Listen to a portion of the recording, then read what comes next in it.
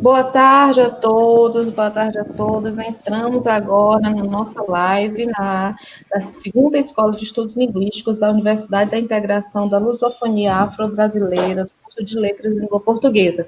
Gente, olha só, que bacana. A gente está trazendo hoje a professora Beatriz Furtado Alencar, e o mestrando da UFC e o mestrando Reuber César Rodrigues Gomes, que vão falar de centralidades corpóreo-discursivas dominantes e ordem visocêntrica do discurso, uma proposta teórico-analítica para análises sociodiscursivas do campo dos estudos sobre deficiência no Brasil. Antes deles começarem a falar, antes de eu apresentar os nossos convidados, que já estão aqui, que já estamos aqui, eu e Monique, né, Monique? Batendo pontinho, sempre presentes, né? Antes de eu apresentar de verdade os nossos convidados, tá certo? Quero lembrar para vocês que a gente já vem numa onda de apresentação de vários teóricos, vários pesquisadores do Brasil, conversando com gente que está interessada em falar, fazendo com que vocês também estejam reavivando conceitos, estejam pesquisando novos livros que nunca ouviram falar. Então, esse o nosso objetivo, conversando com professores da Rede Básica de Educação do município do Maciço Baturité, graduandos e graduados, né, do curso de Letras da Universidade da Lusofonia Afro-Brasileira, a Unilab Ceará. Nós tivemos no dia 11 de maio com o professor Daniel Silva, falando de ideologias que viajam com o vírus. No dia 15 de maio com o professor Décio Bessa, falando de metodologias em análise do discurso. No dia 18 de maio, a gente teve com a professora Maria Eduarda Gonçalves, falando sobre o que podemos aprender com escândalos linguísticos. No dia 22 de maio, nós tivemos com a professora Kaline Girão, da Unilab, conversando sobre metáforas em tempos do coronavírus. No dia 25 de maio, nós tivemos com a professora Claudiana Alencar, um beijo, professora Claudiana, de novo, falando sobre a gramática de resistência na literatura feminina periférica. No dia 29, com o professor Gessinei Santos, falando sobre análise linguística e epistemologias de ruptura, né, o texto como estratégia para a mudança social. Hoje vamos já conversar, apresentei já o tema que vai ser tratado pela professora Beatriz e o mestrando Reuber César Rodrigues. No dia 8, nós estaremos com o professor Guilherme Veiga Rios. Na próxima semana, nós já temos convidadas, uma delas não faz parte da Escola de Estudos Linguísticos, mas na verdade, uma das coordenadoras do Grupo Atmos, a professora Leidiane Tavares, estará conosco na sexta-feira da próxima semana. Então, muito em breve, a gente vai mandar o banner e na sexta-feira, às 16 horas, a professora Leidiane vai estar conversando com a gente. Então, como eu disse para vocês, o professor Lucineu também já confirmou, a professora Raquel já confirmou, vamos falar de políticas linguísticas muito em breve.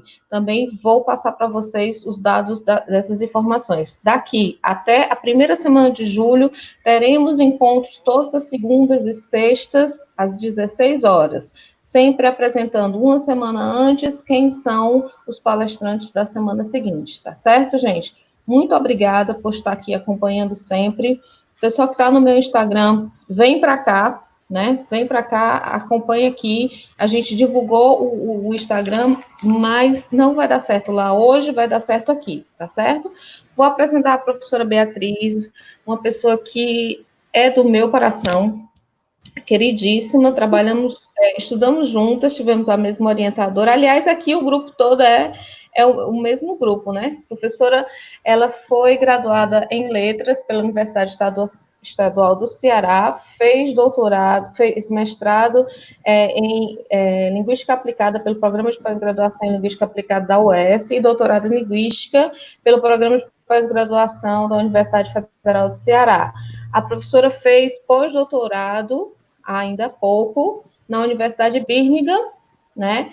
E hoje ela possui trabalhos nos temas de tradução, cinema e literatura, cinema, cultura, letramento, educação inclusiva, análise do discurso crítica e atualmente dedica-se à investigação dos estudos de letramento de pessoas com deficiência visual. A professora é uma das coordenadoras do Grupo GEDIP, como eu sempre digo, o Grupo GEDIP foi fundado pela professora Isabel Magalhães e hoje é coordenado pela professora Beatriz Furtado e a professora Maria Clara, numa parceria que está dando muito certo. Então, quem tiver interessado na UFC em trabalhar com estudos críticos do discurso, com análise do discurso Discurso Crítico, ADC, procura a professora Maria Clara, a professora Beatriz Furtado Alencar, que elas estão desenvolvendo, fazendo funcionar um grupo de pesquisa chamado GDIP, que está dando muito certo. O Helber faz parte desse grupo, Helber César. Ele é um mestrando em Linguística pelo Programa de Pós-Graduação em Linguística da Universidade Federal do Ceará, possui graduação em Pedagogia pela mesma universidade. Ele tem experiência na área de educação, com ênfase em educação inclusiva, análise do discurso crítico e teoria social do letramento. Ele é membro do GDIP e está aqui hoje para conversar sobre esse tema enorme que eu sempre tenho que curiar, porque não dou conta de lembrar do tema todinho. Vou dizer o tema para poder passar para a professora Beatriz, tá certo? Centralidades corpóreo-discursivas dominantes e ordem visiocêntrica do discurso, uma proposta teórico-analítica para análises sociodiscursivas no campo dos estudos sobre deficiência no Brasil. Professora Beatriz, muito bem-vinda. A senhora tem, junto com o mestrando Helber, 30 40 minutos. Fiquem à vontade, a casa é sua. Ô, Aninha, muitíssimo obrigada. Mais uma vez, eu agradeço imensamente o convite e agradeço o suporte técnico da Moniquezinha e o Helber, que prontamente, quando eu fiz o convite para ele participar comigo dessa live, prontamente ele aceitou. Eu tenho um carinho muito grande por esse ex... Ele trabalhou comigo no começo do meu projeto de pesquisa e conhece um pouquinho a fundo do meu trabalho, né, Helber? E aí eu acredito que sempre me dá muito, a gente nessa loucura da academia, Ana, vai enveredando por outros caminhos, né? E o Helber, ele tem esse papel de sempre me chamar de volta para a minha tese. Professora, a senhora tem que explorar mais esse conceito. E aí eu achei mais que justo, quando você fez o convite a mim, como eu pensei nesse tema, chamar o Helber também.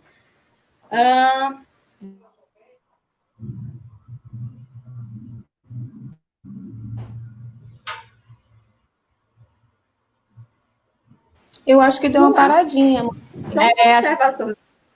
Pronto, voltou. Então, Voltou. Okay? Okay. O cinema e a literatura são duas paixões que estão... É muita coisa para fazer, mas há tempos que eu não me dedico. O que eu tenho realmente trabalhado em cima dos estudos críticos do letramento, e tenho... O meu engajamento, de fato, tem sido no trabalho sobre a deficiência, nos estudos sobre deficiência, tá? Esse temazão bem grandão, pessoal,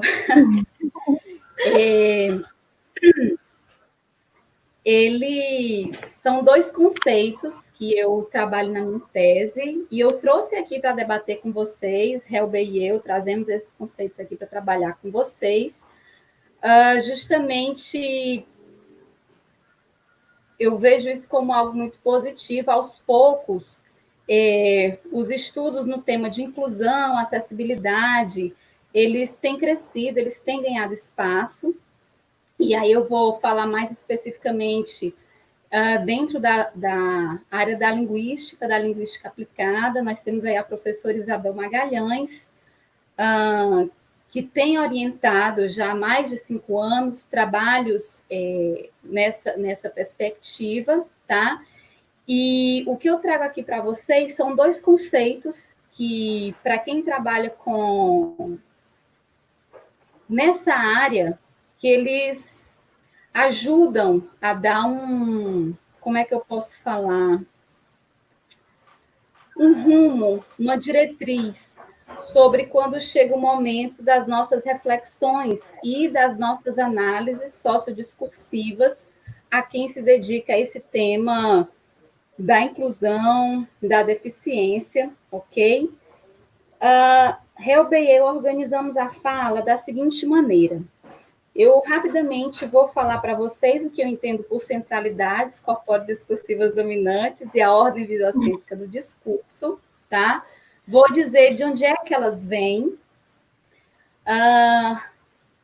E para entender de onde elas vêm, algo muito importante é que a gente entenda, para que a gente conheça minimamente o que é o modelo social de deficiência e o que é que hoje se conhece como estudo sobre deficiência. Nesse momento, então, o Helber entra, ok? E depois nós abrimos para o debate, ok? Então, vou pedir licença ao público para. Vou pedir licença ao público, para o público rapidamente para eu ler o que é que eu entendo por centralidades corpóreo-discursivas dominantes. Essa minha conceituação, ela vai se basear na teoria social do letramento, nos estudos críticos do discurso e no modelo social de deficiência, tá? Eu junto essas bases, digamos, epistemológicas e que vão me dar um suporte também teórico e metodológico, e a teoria social do discurso, o modelo social de deficiência e a teoria social do letramento foram as lentes que eu utilizei para poder fazer uma leitura dos dados que eu coletei e gerei durante o meu trabalho de tese, tá? Que foi sobre os letramentos de pessoas com deficiência visual. Então, só para vocês entenderem de onde é que surge esse meu conceito de centralidades corpóreo-discursivas dominantes. Ele vem a partir desse meu trabalho em campo, e essas foram as lentes, claro que existem outras, né? Mas essas foram as principais lentes que eu utilizei para poder ler os meus dados e chegar a essa conceituação. Então, eu vou entender por centralidades corpóreo-discursivas dominantes um conjunto de discursos e de atividades corporais que circulam na nossa sociedade.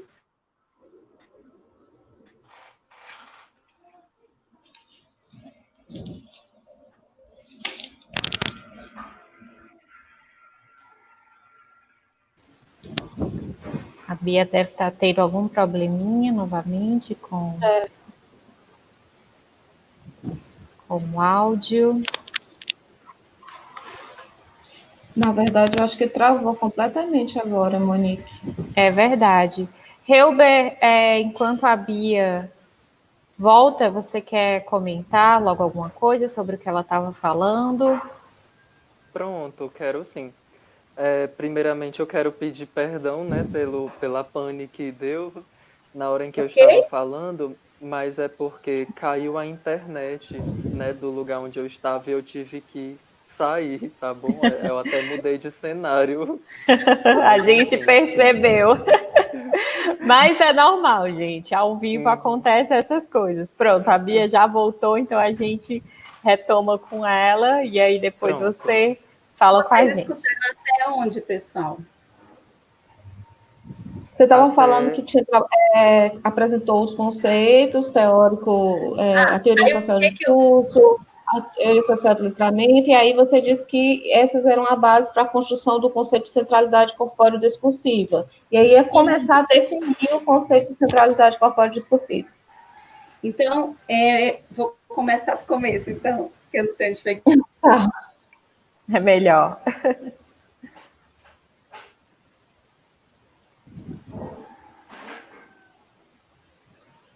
Opa, acho que parou de novo. Parou de novo.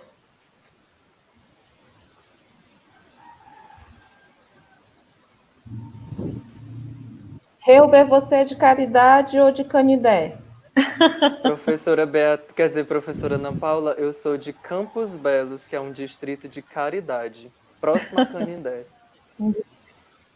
Exatamente. Está fazendo mestrado em Linguística na UFC e Ok? discutindo centralidade corpórea discursiva. Muito bem, Hilber. Exatamente. É isso. Bia, Pia, tá vindo e parando, vindo e parando. Tá ok? Agora tá. Agora está. Então, nós concebemos por essas centralidades corpóreo-discursivas dominantes um conjunto de discursos e de atividades que circulam na sociedade contemporânea e que afirmam o que vem a ser normal ou não nas múltiplas experiências humanas de utilizar, por exemplo, as nossas atividades sensoriais, as nossas atividades físicas, cognitivas, tá? Essas centralidades, eu digo que elas levam a uma naturalização de discursos e de atividades corporais que apresentam como consensual, por exemplo, que homens e mulheres não tenham acesso a leituras técnico-científicas atualizadas pelo fato de não aprenderem as informações.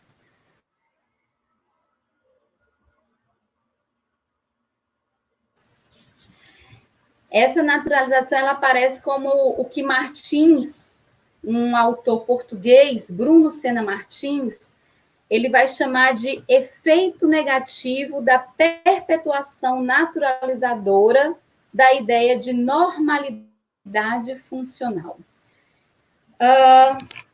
Então, vamos levar aqui em consideração, tá? O exemplo que eu dei de pessoas com deficiência visual. Então, o fato de elas não aprenderem e aprenderem o mundo por meio do sentido da visão, elas são simples, elas não vão ter acesso, por exemplo, a essa leitura mais atualizada, ok? Então, eu vou dizer que são práticas discursivas e práticas corporais dominantes em nossa sociedade, que vão dizer como é que o nosso corpo deve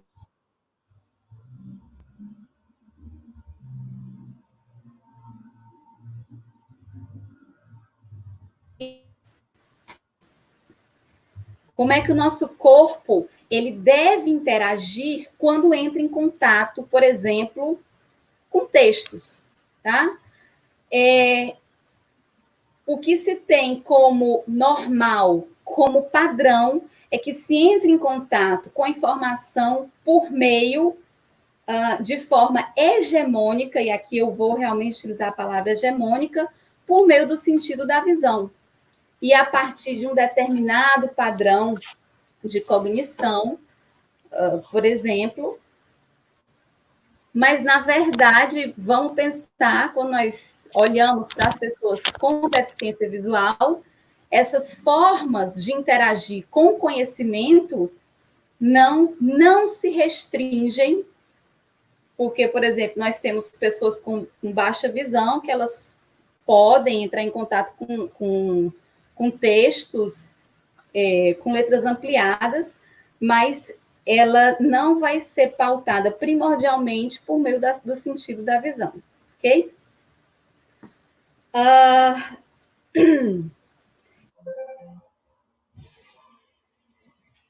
Então,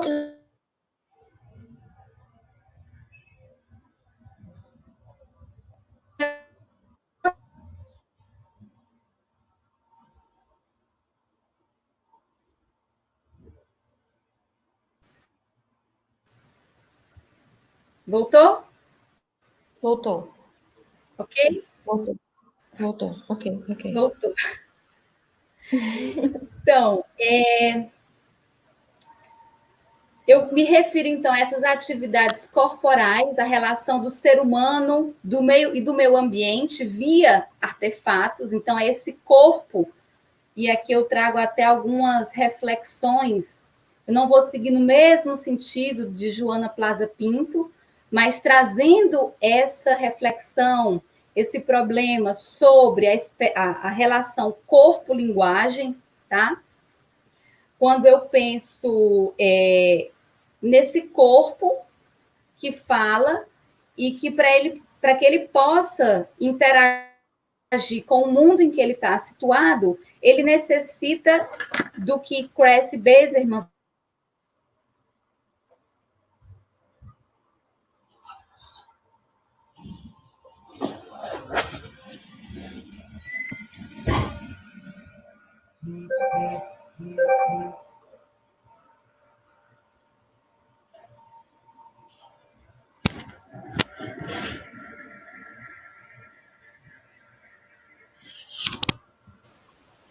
A gente pede desculpas mais uma vez por esses problemas. Acredito que todo mundo deve estar passando por isso, porque como os acessos estão sendo muito grandes de internet durante a pandemia, muita gente tem esse problema, né, de corte de transmissão. Mas pronto, agora a Bia vai poder continuar.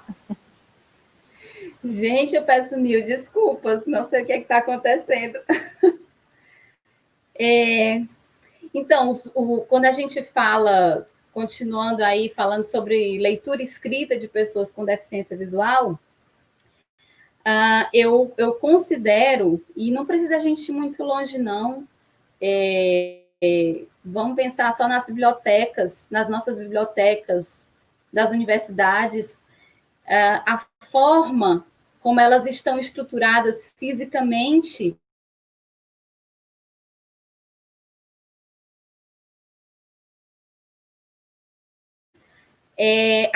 a forma como os discursos, às vezes, que aquele espaço está dizendo ali para que aquela pessoa com deficiência visual não entre, ou se ela conseguir adentrar o espaço, para que ela consiga entrar em contato com conhecimento, muitas vezes, para acessar os meios que ela, por exemplo, se ela precisa fazer uma pesquisa, os modos, eles não estão acessíveis, nem os modos e nem os meios.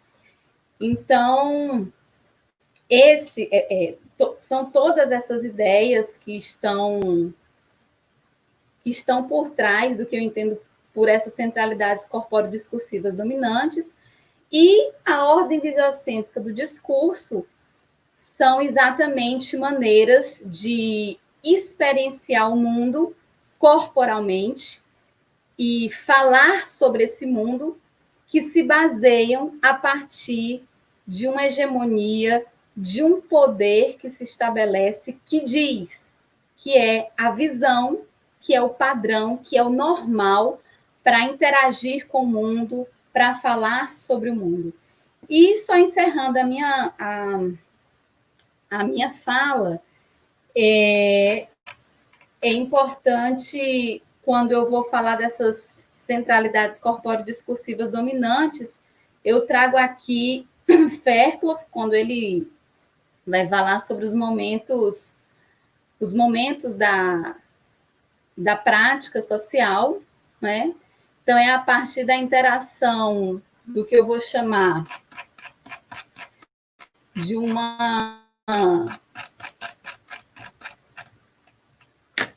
um discurso, o momento da prática, que nós chamamos de discurso, e aí a esses momentos da prática, eu acrescento o que eu vou chamar de relações corporoambientais, é a partir da relação que se estabelece entre esse momento semiótico, que é o discurso, e o momento semiótico, que eu chamo de relações corporoambientais, tá?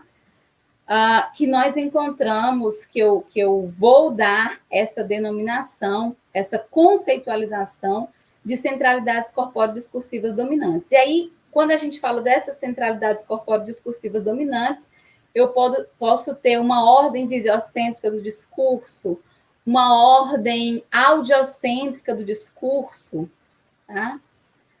uma ordem bípede do discurso, ou seja, um mundo que ele é construído somente para pessoas que andam, que caminham utilizando as duas pernas, mas nós temos pessoas, por exemplo, que elas vão caminhar se utilizando de uma cadeira de rodas, tá?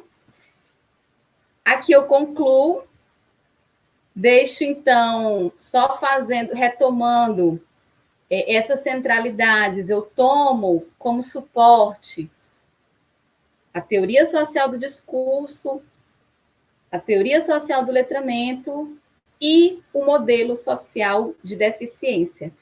Deixo a palavra, então, toco a palavra, então, para o meu colega Helber, que é um dos objetivos também da gente nessa live, falar um pouquinho sobre o que é esse modelo social e o que são os estudos sobre deficiência, que eles são estudos que têm se consolidado mundo afora. Nós, inclusive, já temos programas de pós-graduação, a Universidade de Leeds, por exemplo, na Inglaterra, que tem programas que vão falar sobre os estudos sobre deficiência.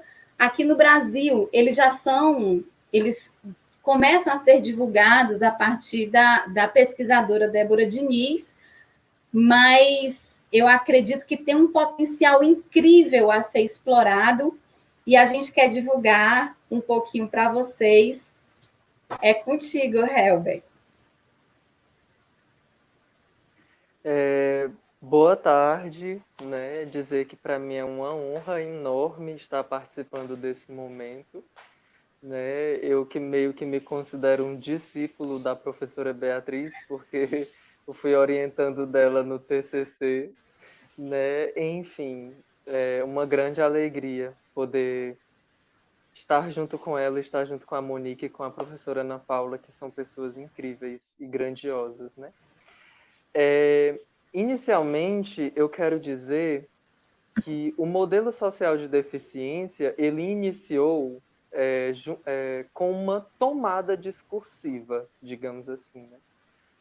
O modelo social de deficiência tem tudo a ver com discurso, porque, num apanhado histórico muito breve, o modelo social de deficiência ele foi iniciado na Inglaterra por sociólogos deficientes físicos, né, que começaram a perceber que as pessoas com deficiência elas estavam relegadas da sociedade, né, à margem da sociedade, muitas vezes internadas em clínicas de reabilitação. Né? E foi quando o primeiro movimento de teóricos deficientes, sociólogos deficientes, chamado UPIAS, que é a União dos Deficientes Físicos Britânicos, começou a tomar para si, digamos assim, a responsabilidade de conceituar a deficiência. Porque até então, e até hoje isso é muito comum, a deficiência ela é vista a partir de uma perspectiva biomédica, né? Então, por isso que eu digo que o modelo social de deficiência ele foi iniciado a partir de uma tomada, de uma reviravolta discursiva, em que nós tínhamos até então, a partir das clínicas e a partir de toda a conceituação médica do corpo deficiente, que muitas vezes excluía esses deficientes da vida pública, social, do trabalho, enfim, né? E o modelo social de deficiência, então, ele começou a ser visto, né, para retirar a deficiência ou o corpo deficiente dessa perspectiva simplesmente biomédica e mecânica, digamos assim, né? Por quê? Nós tínhamos acabado de sair ali da Segunda Guerra Mundial, por exemplo. Então, muitos soldados estavam deficientes, lesados físicos, né? E o termo lesão é muito utilizado dentro dessa perspectiva. E o modelo social de deficiência, ele entra, né, para dizer que a lesão ela é sim algo biomédico, digamos assim, que pode estar dentro desse campo da medicina, Porque a lesão, ela se refere a um membro amputado, ou a um membro inteiro ou parte do membro amputado. Entretanto, a deficiência, ela foi retirada, digamos assim, do campo biomédico, que dizia que essas pessoas que possuíam lesões, que possuíam impedimentos corporais, eram responsáveis, digamos assim, pela exclusão que elas sofriam. Ou seja, se um deficiente físico ele não tem acesso ao trabalho, é porque ele não pode pelo seu próprio corpo, pelos impedimentos corporais que ele possui. O modelo social de deficiência, ele diz que a deficiência ela é fruto de uma incapacidade social de lidar com esses impedimentos corporais.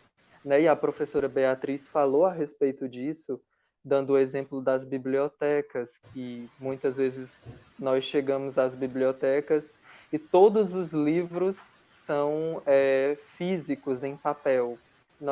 O recurso, por exemplo, do Braille ou mesmo do DOSVox ainda é muito dificultado em muitas bibliotecas, até mesmo na biblioteca das universidades, porque esse serviço está chegando agora, digamos assim, né? E eu fui bolsista durante um tempo da Secretaria de Acessibilidade da UFC e eu pude ter contato com esse lado da universidade que ainda está inacessível para os números cada vez mais crescentes de alunos com deficiência que são matriculados. Então, a partir dessa virada discursiva, em que a deficiência ela foi retirada do campo da biomedicina, do campo dos saberes médicos, nós temos a conceituação da deficiência como uma opressão social. E aí, esses primeiros teóricos, eles começaram a perceber que os estudos da deficiência possuem uma estreita relação com os estudos a respeito da raça, a respeito da diferenciação de gêneros, né? Os estudos feministas que estavam surgindo nesse momento da história. Então, eles começaram a entender como uma opressão social. E por causa disso, eles começaram a fazer essa diferenciação primeira entre lesão e deficiência. E o segundo momento da UPIAS foi entender a deficiência também como uma identidade social. Assim como a cor é uma identidade social do povo negro, por exemplo, né? Então, a deficiência ela foi tomando esse corpo conceitual até que nós tivemos, por exemplo, os trabalhos acerca da inclusão algum tempo depois, porque passados pelo momento da conceituação, entendendo a deficiência, o corpo, por isso essa centralidade corpóreo-discursiva, porque o corpo da pessoa deficiente, dentro do modelo social de deficiência, ele é entendido como um corpo que reflete a identidade dessa pessoa deficiente, né? Que sofre essa opressão social por causa dos seus impedimentos. E a partir daí nós temos então todo um trabalho político para tornar os espaços públicos, as escolas, as diversas instâncias do trabalho, espaços acessíveis para receber esse público. Aí nós temos a reinvenção da escola, inclusive e aqui no Brasil, né?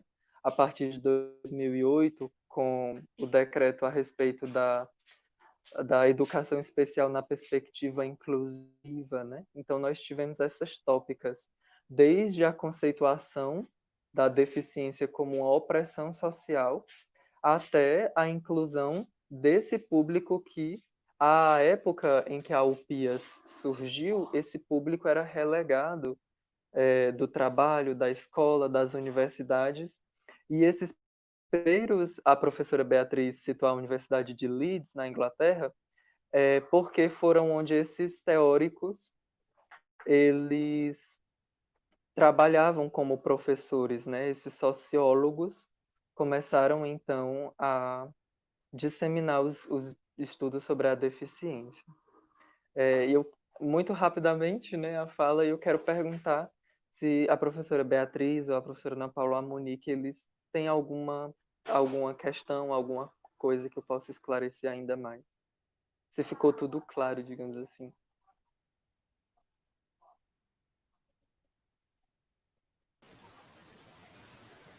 Então, dessa forma, né? Ficou tudo muito claro, Helber. Só agradeço por esse panorama, né? Que você resumiu aí a teoria, a origem tão bem. A Ana quer fazer um comentário.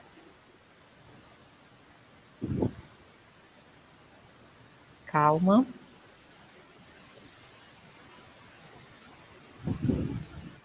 Ana, você quer comentar alguma coisa?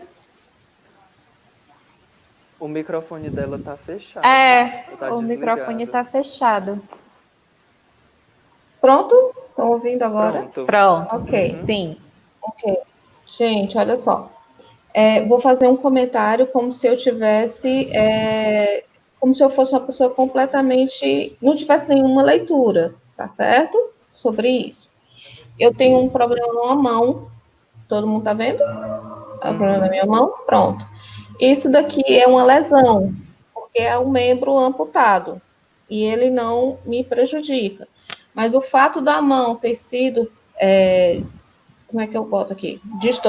Distorcida, ela me impede, por exemplo, de pegar numa caneta como deve ser, de pegar numa moeda, de fazer determinados movimentos, porque então isso me coloca num quadro de deficiência, porque quando eu vou colocar o cartão lá no banco, fazer os processos, eu vou ter dificuldade de acessar, de pegar, de mexer. Então, isso já me enquadra num outro perfil. Então, a lesão é o mero corte, é a mera perda do membro, né? Aquilo ser afetado, mas não te afetar socialmente, não é isso? Enquanto que a deficiência, ela pode deixar isso um pouquinho mais claro? Pronto. Para responder essa pergunta, eu vou ler aqui o que a Débora Diniz, né, a professora Beatriz citou ela, e ela apresenta um breve comentário acerca dessa diferenciação entre lesão e deficiência.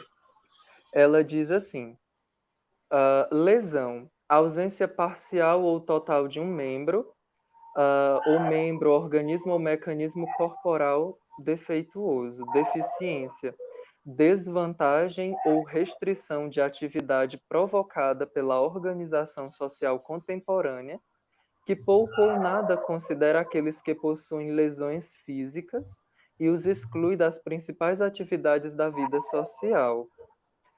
Portanto, a deficiência passou a ser entendida como uma forma particular de opressão social, como a sofrida por outros grupos minoritários.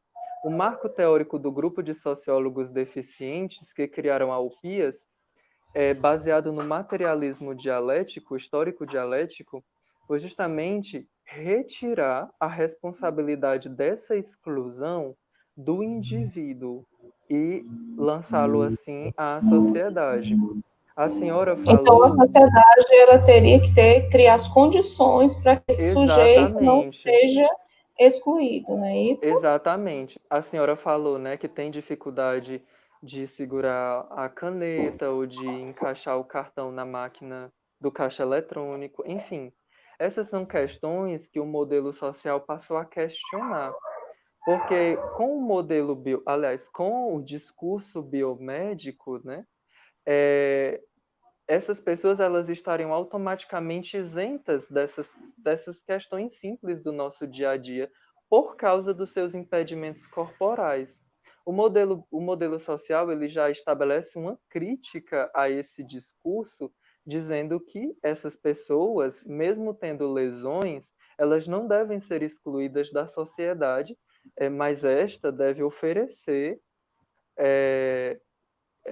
suportes, condições para que essas pessoas vivam dignamente. E é interessante porque essa época nós estávamos aí na proclamação dos direitos humanos.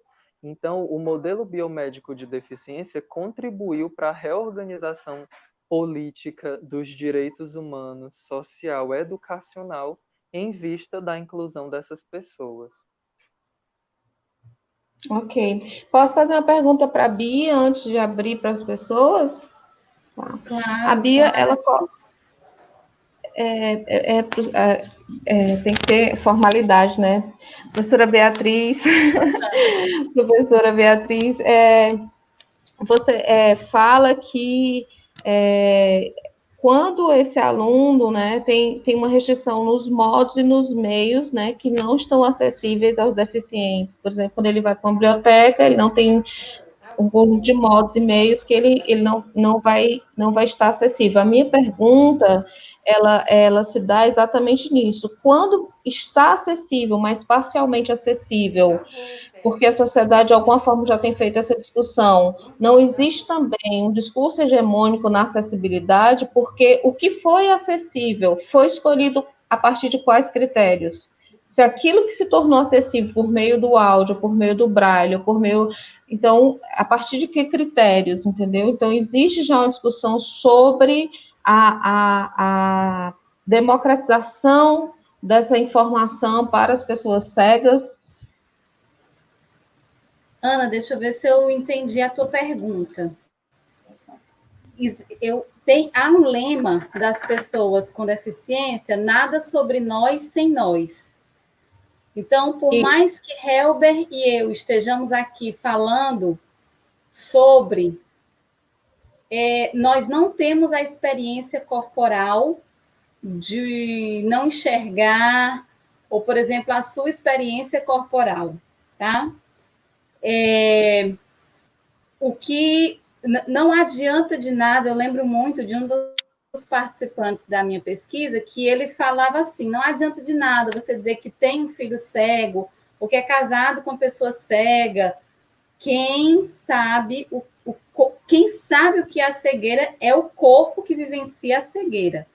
Então, o que se procura, o que tem se procurado, por exemplo, consultorias, trabalhos, quem trabalha com a questão da tecnologia assistiva, ou seja, uma das partes da tecnologia assistiva é a geração de produtos acessíveis também, não só, mas também para pessoas com deficiência, e geralmente se faz uma consultoria às pessoas com deficiência. Eu tive a oportunidade foi no ano passado, final do ano passado, houve uma feira aqui, a Universidade Federal do Ceará participou, e esses projetos, eles procuram contar com a consultoria das pessoas com deficiência, sempre nesse lema, nada sobre nós sem nós, para que a gente não incorra no perigo de dizer que eu estou acessibilizando, que é algo que eu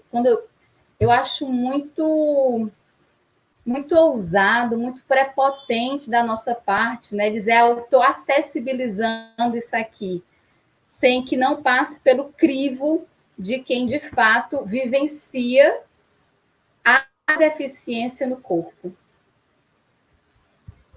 Entendi. E aí, só acrescentando um pouquinho do que juntando ao que o Helber tinha falado, um outro pedacinho da fala da Débora Diniz, num livrinho que eu deixo aqui para quem estiver assistindo, é um livrinho, gente, sério mesmo, como se fala em espanhol, você lê de uma sentada. O que é deficiência? Da Débora Diniz, da editora Brasiliense, tá? Eu não sei se vocês conseguem baixar esse livro, e Diniz 2012, ela vai falar assim como outras formas de opressão pelo corpo, como sexismo ou racismo, os estudos sobre deficiência descortinaram uma das ideologias mais opressoras de nossa vida social, a que humilha e segrega o corpo deficiente. Tá? Diniz, 2012. E Eu vou pegar só mais um gancho. O Helber fez uma explanação muito didática, com a voz dele sempre muito tranquila. Sim. E o movimento social, ele passa por dois momentos, é esse que vem com esse pessoal da UPIAS, da Inglaterra, tem uma galera também dos Estados Unidos e dos países nórdicos, tá? Então, todos eles juntos, eles vão criar, como o Helber falou, como é que você falou, Helber? Uma virada nessa visão sobre... Mas esse pessoal, e aí eu trago uma reflexão para esses nossos tempos de pandemia, né? Que a gente está tão preocupado em lucro, em estar produzindo. Vai vir um segundo momento dentro desse modelo social de deficiência que é levantado pelo movimento feminista, tá? E aí, o que é que ele vai dizer? Esse primeiro momento do movimento do modelo social de deficiência, basicamente, eram homens, eram teóricos, que eles tinham deficiência física, lesões físicas, e aí eles vão lutar pela independência, pelo direito ao trabalho. E aí, esse segundo momento do modelo social vai trazer uma visão do cuidado. Do cuidado. Existem pessoas que elas não vão, por mais que eu acessibilize, e aqui desculpem, eu sempre acho muito prepotente dizer que eu vou acessibilizar espaços, mas essas pessoas elas vão necessitar o resto da vida delas de cuidados. Por exemplo, alguns tipos de paralisia cerebral, essa criança, adolescente, adulto, ele vai necessitar o resto da vida dela, de cuidados. Então, olhar a deficiência, essa luta, não só por uma questão de uma independência nessa visão que a gente tem hoje, né? Eu sou independente, eu faço as coisas sozinhas. O feminismo ele vai trazer, nesse segundo momento do modelo social de deficiência, a interdependência. Como é bonito e como isso tem que ser olhado. Como eu dependo da Aninha, que depende da Monique, que depende do José, que depende do Helber. Como é importante eu olhar para essa interdependência. E o primeiro momento do movimento social, do modelo social, foi muito importante, mas ele esqueceu de duas questões. Existem pessoas que o resto da vida delas, sim, elas vão precisar de cuidados para tomar banho, para se alimentar, e essa pessoa ela tem que ser vista, respeitada e aceita na realidade corporal dela, né?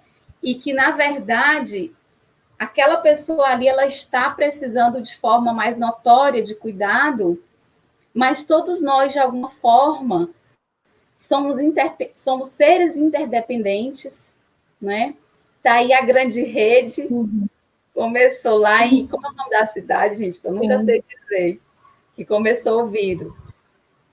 E tá todo mundo aqui na mesma rede, nós somos seres interdependentes. O coronavírus. Sim. Lá na China. Precisamos de cuidado, né?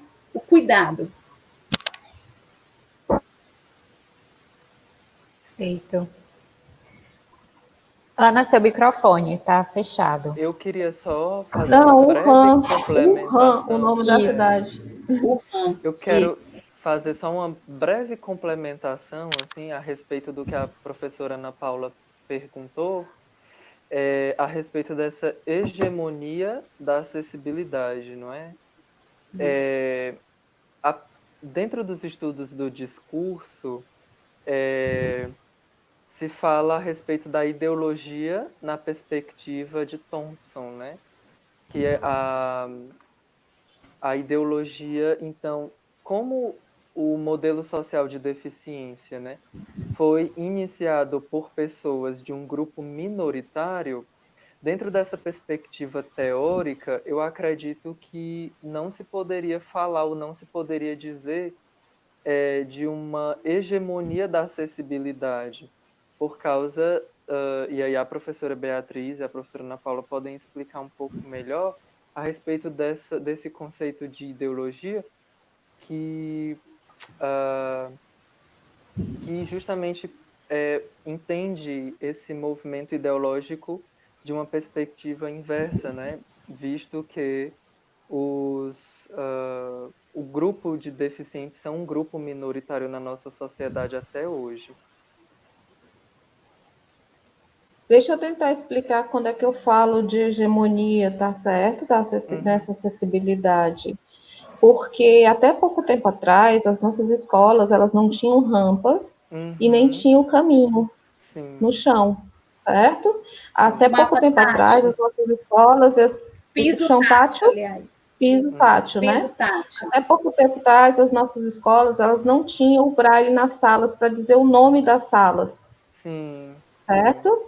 Então, assim, essa acessibilidade material, ela está ocorrendo nos últimos 20 anos. Então, hegemonicamente, existia um espaço que priorizava as pessoas que eram videntes, né, visionárias. Videntes, as pessoas que eram videntes, né, e as pessoas que tinham que não tinham deficiência, né? Porque se você fosse um cadeirante, por exemplo, fosse uma praça, é impossível você estar andando numa praça com aquelas pedras portuguesas, assim, as nossas praças de pedras portuguesas, elas não são regulares como as praças da Europa, né? Então, é uma outra dificuldade para a pessoa com deficiência. Então, não é só ter rampa ou não ter rampa, mas que tipo de piso é usado em cada espaço. Então, quando eu falo que os meios, eles são criados, né, os meios e os modos, eles são criados, existem escolhas. E era isso que eu queria ouvir, e a Bia acabou dizendo, né, nada de nós sem nós, né? Nada sobre nós sem nós. Sem nós. Exatamente. Então, assim, isso é muito importante, porque se você substitui o piso de uma praça de pedra portuguesa para um tipo de piso que o cadeirante pode usar, foi o cadeirante que disse que a cadeira dele não roda bem, que ele vai precisar da ajuda de outra pessoa para poder ter acesso àquele espaço, porque a pedra portuguesa é ruim para ele.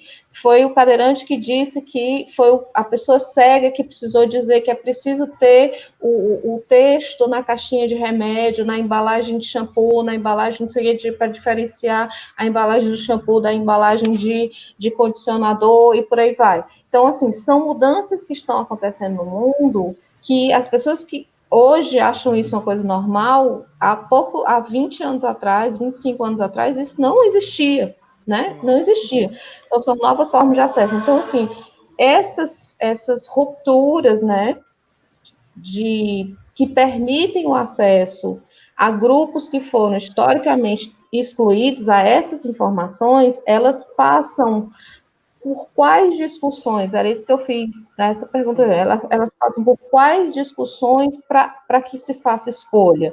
Quando eu digo, não, nós vamos ter audiolivro na biblioteca, nós vamos ter uma régua que amplia, nós vamos ter um computador para ampliar a letra, nós vamos ter o tradutor no computador que vai transformar em áudio, né? Então, nós vamos ter esses equipamentos todos. Ok. Agora, o que eu quero dizer quem faz a escolha de quais livros serão traduzidos. Então, existe uma política para isso? Então, assim, a gente já sabe que algumas universidades já têm uma política de que os livros que são solicitados são traduzidos. Mas ela cria uma política de criar um número de tradutores maior para que os livros possam ser traduzidos, entendeu? É nesse sentido, eu estou falando muito.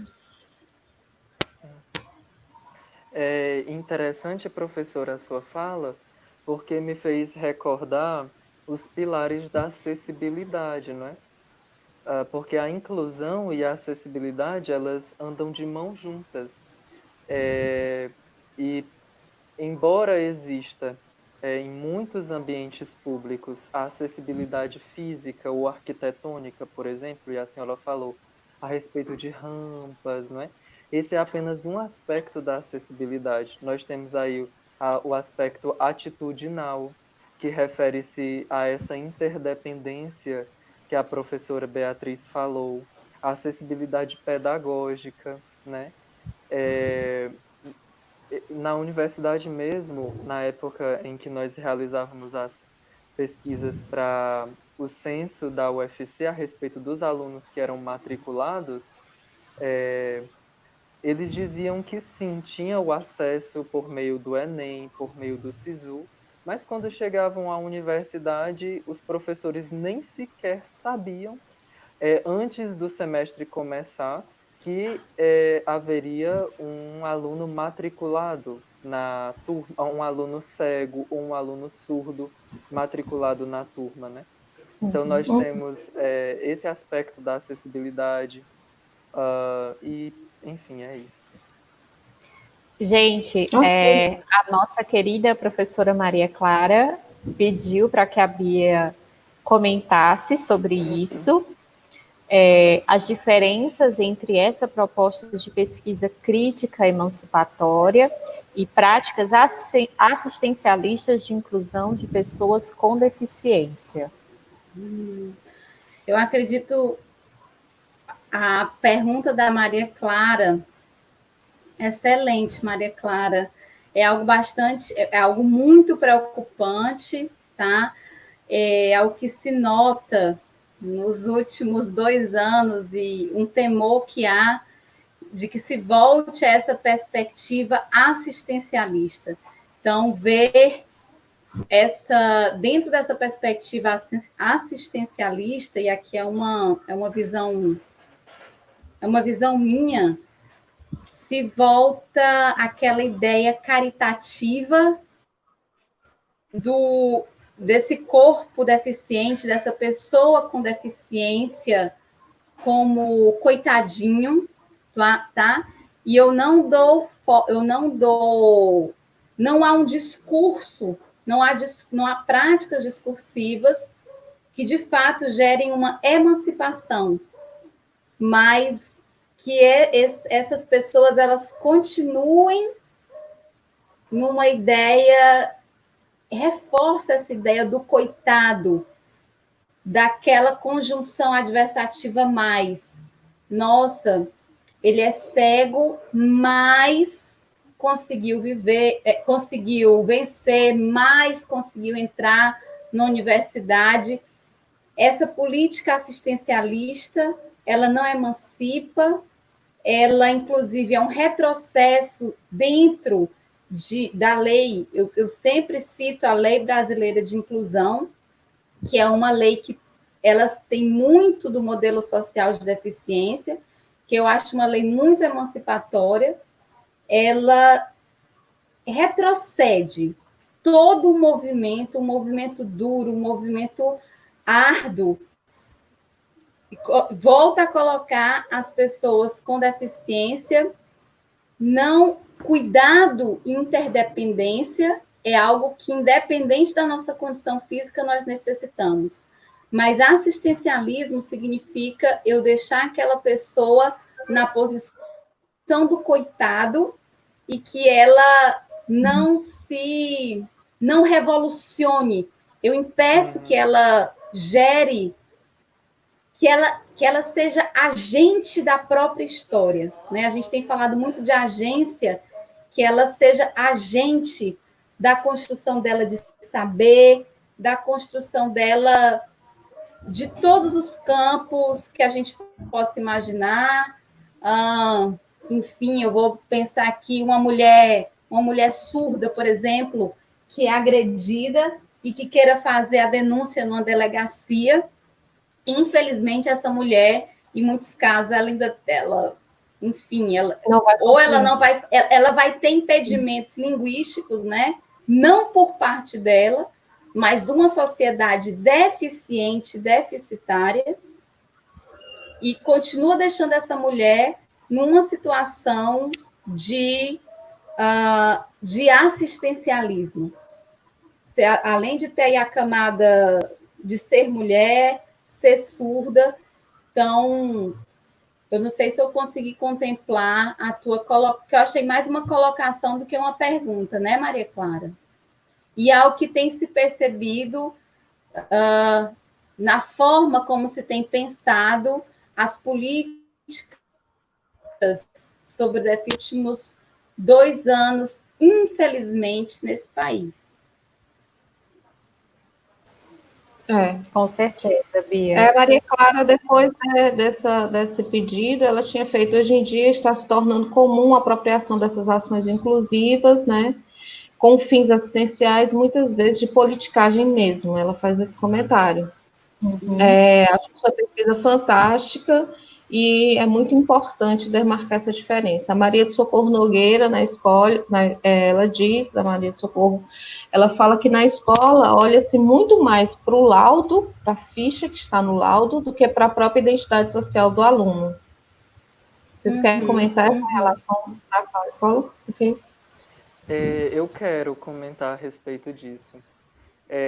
Na nossa reunião de preparação para esta fala, eu e a professora Beatriz estávamos conversando que hoje em dia no Brasil, por causa da proposta de educação especial na perspectiva inclusiva, muito se tem falado e se produzido academicamente acerca da inclusão. Mas, e quando nós vamos aí fazer uma busca, por exemplo, na base de dados de teses e dissertações, nós vemos que poucos são os trabalhos que falam acerca da deficiência, que refletem sobre a deficiência numa perspectiva identitária, né? E eu acredito, e eu como pedagogo, vi e vejo muito essa questão na escola, que pensar a inclusão ausente da reflexão acerca da deficiência, acerca desse público, gera esse tipo de problemática, em que nós, para que o aluno, por exemplo, tenha acesso à sala de recursos multifuncionais no contraturno, que seja, sim, necessário o laudo, ou que nós laudemos excessivamente as crianças de autistas, né? Porque em toda escola que nós chegamos, há um público enorme de crianças autistas laudadas. Então, e eu acredito que essa é uma problemática, pensar a inclusão, ou seja, realizar ou fazer a inclusão, ausente da reflexão acerca da deficiência, acerca dos estudos sobre a deficiência, numa perspectiva teórica, conceitual mesmo, né? Que gere uma prática diferenciada e emancipatória. Monique, você quer fazer alguma pergunta? Você está sem som, Monique. Agora, já ativei aqui o microfone. Eu fiquei pensando, Bia e Helber, vocês que nas suas pesquisas trabalham e convivem muito mais com pessoas deficientes, se eles têm acompanhado as últimas decisões políticas sobre as pessoas com deficiência, e qual a visão que eles têm dos representantes deficientes que estão hoje no Congresso Nacional. Eu me recordo de 2 pessoas, né? Tem a deputada federal Mayra Gabrilli e também o deputado Felipe Rigoni.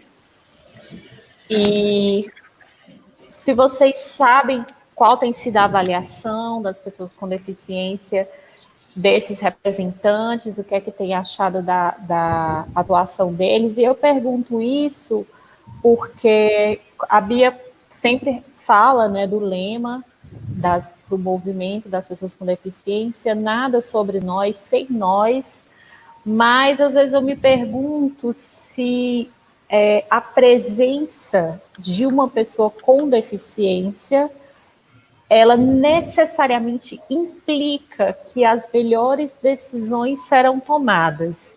Não só por uma questão de duvidar, óbvio, não é isso. O seu coletivo está sendo representado naquela pessoa, né? Mas a gente sabe que hoje o identitarismo ele tem sido uma estratégia de setores hegemônicos da sociedade para colocar determinadas pessoas, por exemplo, o Bolsonaro, um dos grandes amigos dele é o Hélio Negão, né? Que é um deputado negro e está sempre com ele, e aí tenta passar essa imagem de que, ó, eu não sou racista, tem um negro aqui do meu lado, meu amigo. Então, se vocês também observam esse mesmo tipo de estratégia em relação às pessoas com deficiência. Monique, achei a tua colocação muito pertinente também. Eu falo, é uma pergunta barra colocação, né? Instigação. Instigação, né?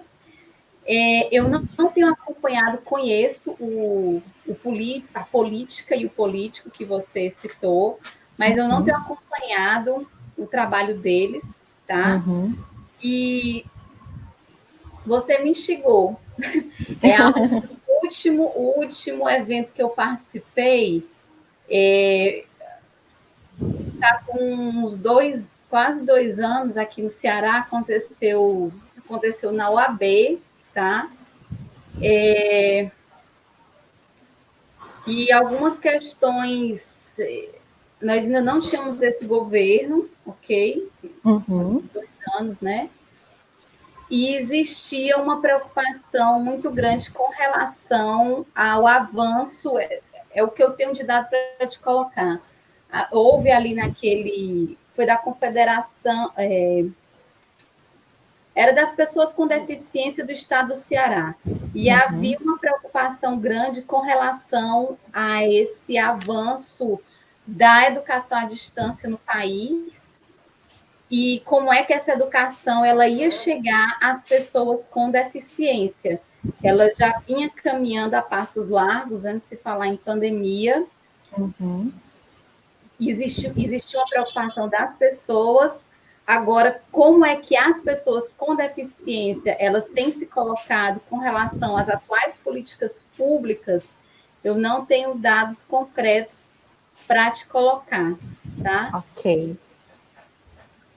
Algo que me preocupa, nós temos aí a primeira-dama, né? Que algumas pessoas se entusiasmaram pelo fato de ela fez o discurso, né, na posse, em Libras, e aí foi uma comoção enorme. No entanto, é uma posição assistencialista, né? A posição que ela traz é uma posição assistencialista e eu acredito que você colocou muito bem, não pelo fato necessariamente de eu ser mulher, não significa que eu não mantenha e práticas machistas, por exemplo, e da mesma forma a gente tem aí um grupo de pessoas com deficiência que apoiaram o atual governo, o que não significa necessariamente que eles estão sintonizados, por exemplo, com o que se fala sobre o modelo social, com uma perspectiva emancipatória, né? Helber, não sei se você teria algo a comentar. Pronto, eu compartilho da mesma questão que a senhora, né? Eu não tenho acompanhado tanto digamos assim, o que essas pessoas têm achado, né? Esses dados não tenho. Mas, exatamente, uma coisa que eu tenho percebido ao longo das minhas pesquisas, né, ao longo dos meus estudos, é que as pessoas com deficiência, isso é óbvio que eu não posso generalizar, mas sobretudo dentro do ambiente educacional, porque existem, por exemplo, na verdade, os professores da sala de recursos multifuncionais, que recebem uma formação específica, né? Mas muitas mães, muitos pais, muitos estudantes, adolescentes ou mais adultos, eles não possuem tanta consciência acerca dessa perspectiva identitária da deficiência. E como a preocupação do modelo biomédico, aliás, do modelo social, foi trazer os estudos da deficiência também para uma questão política, fica muito difícil acompanhar politicamente o que se fala sobre si, né, sem que se, sem que se tenha essa autoidentificação dentro dessa perspectiva identitária, né? Então, Obrigada, gente.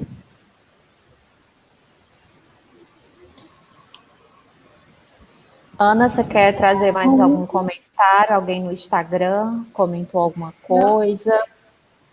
Entrei no Instagram, estou olhando de vez em quando. Em geral, as pessoas estão felizes pelo nosso encontro aqui.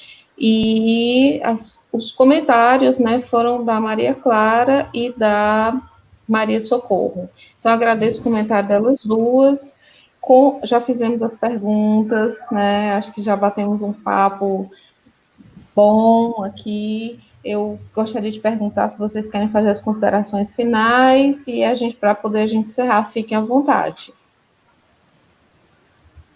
As minhas colocações finais, agradecer mais uma vez o convite e parabenizar a Aninha pelo fôlego desse projeto. Uma live atrás da outra, né? Manter esse projeto vivo, parabenizar mesmo de coração. A coragem, Sim. a ousadia, é muita Sim. coragem e muita ousadia, Ana, porque são tempos que requer, enfim, muita saúde mental, muita saúde física, e você encarar esse desafio, agradeço imensamente o convite. Deixo só aqui a sugestão para que as pessoas elas conheçam um pouco Débora mais sobre Diniz. social. A professora Débora Diniz é um excelente começo e eu recomendo aqui, morrendo de vergonha, mas eu recomendo a leituras, quem quiser entender um pouquinho mais sobre o modelo social e quiser categorias, estiver procurando um caminho teórico, analítico para suas pesquisas, eu recomendo o meu trabalho, né, Lima 2015, vocês encontram lá no programa de pós-graduação em Linguística da UFC, e o trabalho do Helber, um trabalho de graduação fantástico, ele faz uma explanação muito sagaz do modelo social e articula de forma muito harmônica nas análises dele. É isso que eu deixo de consideração final. Tá bom. Elber? Mais uma vez eu quero agradecer. Eu fico muito feliz de saber que em tudo nós temos esses modos e esses meios de podermos nos comunicar e de estarmos falando desse assunto específico, né?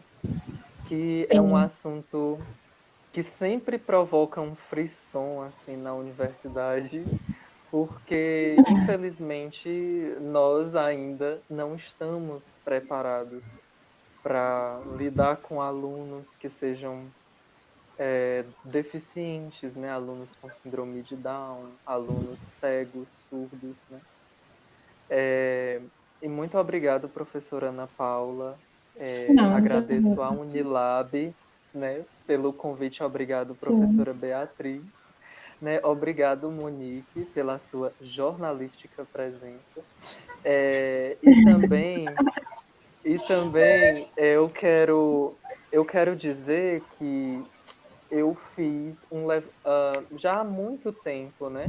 Eu tenho feito um levantamento bibliográfico dos principais teóricos do modelo social de deficiência, né? E aqui eu cito Colin Barnes, Mike Oliver, Dan Goodley, né? Bem como a professora Débora Diniz, do Brasil, e outros autores e autoras.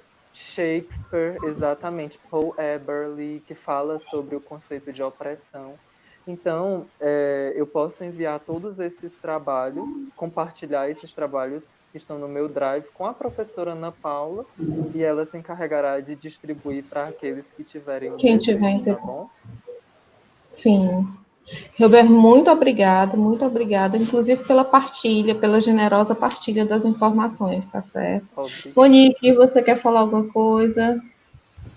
Só realmente agradecer mais uma vez aos meus queridos, amados Hilber e Bia. Não consigo nem me referir a Bia como professora Beatriz, né? Nós somos amigas. Desculpa, gente, pela informalidade, mas não dá, não consigo. E foi ótimo ter Só essa faltou conversa. um cafezinho aqui Só para a gente faltou ficar. café com bolo, Gente, queria dizer que aprendi muito, muito mesmo. Muito obrigada, Bia, mais uma vez. Muito obrigada, Hilber, pela aula. Foi maravilhoso. Tenho certeza que todos que passaram por aqui também, né, beberam dessa água e sentiram a necessidade mesmo de estar se abastecendo com isso, né, estar renovando seus conhecimentos, vendo novas leituras que são necessárias, né? Aprender sempre é um passo que deve ser dado, né? Estar aprendendo é um caminho que tomamos, e aprender mais é sempre um passo a mais que deve ser dado. Então, queria agradecer demais, né, por tudo que foi ensinado, por tudo que eu consegui aqui absorver. Já botei aqui uns livrinhos novos para ler. A história do modelo social de deficiência. de deficiência, preciso realmente estudar, mas agradeço muito mesmo por tudo que foi dito, e vou repassar para os meus alunos a sua tese, né, e o trabalho do Hilber. Eu acho que a partir daí eles vão ter uma noção de todo o referencial teórico que vocês estão usando, tá? Queria desejar assim, uma semana maravilhosa para vocês, com saúde para os seus, né, seus familiares. Se forem sair, usem máscara. Se puder, fiquem em casa, tá?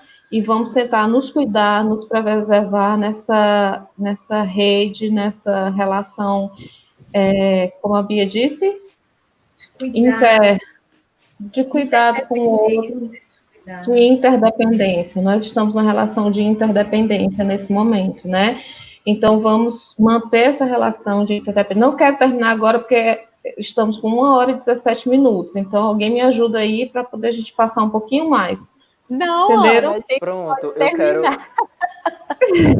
eu quero por dizer conta lá do algo que eu tempo. sempre tive vontade. Mas pode Eu falar, quero dizer algo que eu claro. sempre tive vontade de dizer, né? Por favor, se inscreve no canal, dê o like, aperte o sininho e compartilhe com seus amigos, tá bom? Obrigado. Perfeito, Helber, perfeito. Foi perfeito isso, gente. Olha aí, as dicas do Rio foram maravilhosas. A gente espera vocês na sexta-feira, com o professor Guilherme Veiga Rios, que também vai falar de letramento. Por favor, compartilhem com seus colegas, convidem. No dia, pertinho, a gente manda o link e vocês acessam. Na sexta-feira, a gente não sabe se vai estar no Instagram e no YouTube, ou se só vai estar no YouTube. Mas certamente a gente vai estar aqui. Então, venham para cá. Um beijo grande para vocês. Tchau. Tchau, Até a gente. próxima. Obrigada, Bia. Tchau, beijo. Tchau. Monique.